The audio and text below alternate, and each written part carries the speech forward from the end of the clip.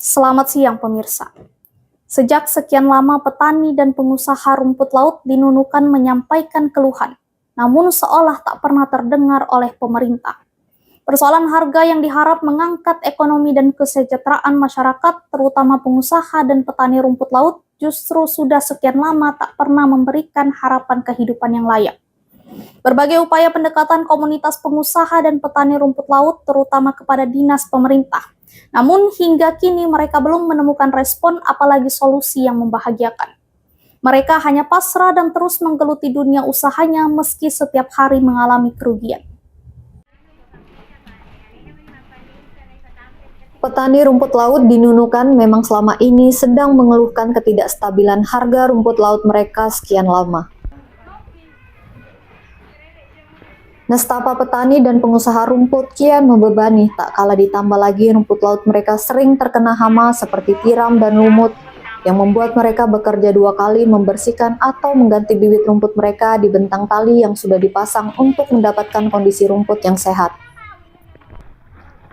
Pantauan di lapangan Senin 10 Maret 2025, terlihat seorang petani rumput yang sedang memanen rumput lautnya, membersihkan sambil menggerutu sebab rumput laut yang sudah dipanen mereka harus dipisahkan kembali tiram dan lumut yang ikut bergantung di rumput laut yang sudah dipanen.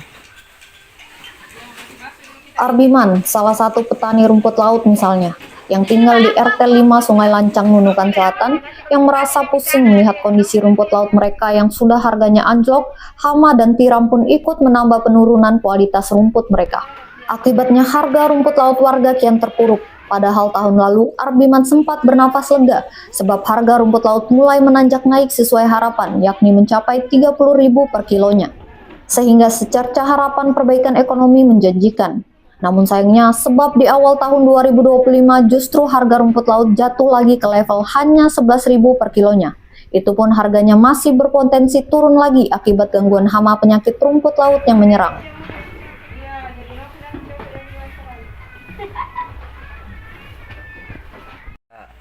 Stabil. Kita ini petani ndak perlu menuntut harga banyak. Ya harga kayak dulu 20 minimal 15 lah. Kita ini bisa bernapas sudah ke 15. Itu patokannya, Pak ya? Iya, sudah bisa ceritanya inilah bernapas lah kita semua petani nih. Jadi untuk rumput laut ini kesusahannya seperti kayak saya dengar kabar kan banyak tuh kayak tiram. Kesusahannya rumput laut itu dari hamanya sekarang.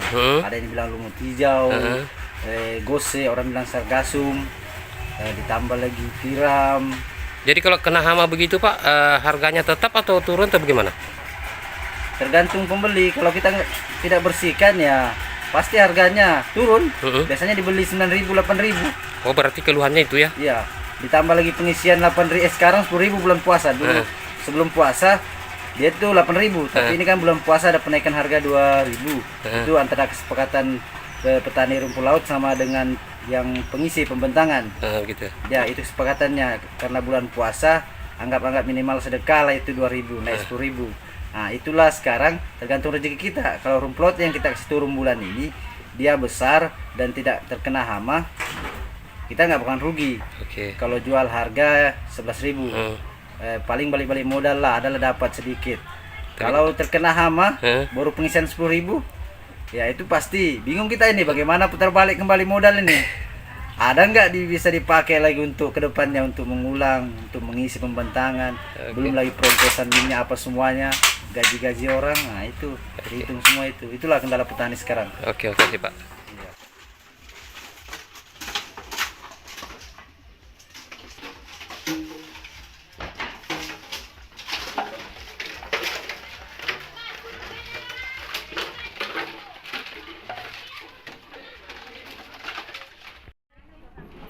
Derita pengusaha rumput laut dan petani tak sampai di situ, sebab terkadang rumput yang sudah dibersihkan dan dikoleksi kualitasnya malah hilang di tempat penjemuran atau penampungan rumput hasil produksi petani. Tak ayal sejumlah petani rumput laut di Nunukan benar-benar ibarat sudah jatuh, tertimpuk tangga lagi.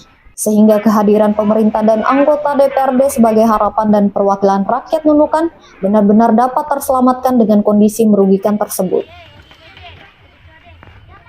Dari Sungai Lancang, Nunukan Selatan, Kaltara TV, Anto Leo melaporkan.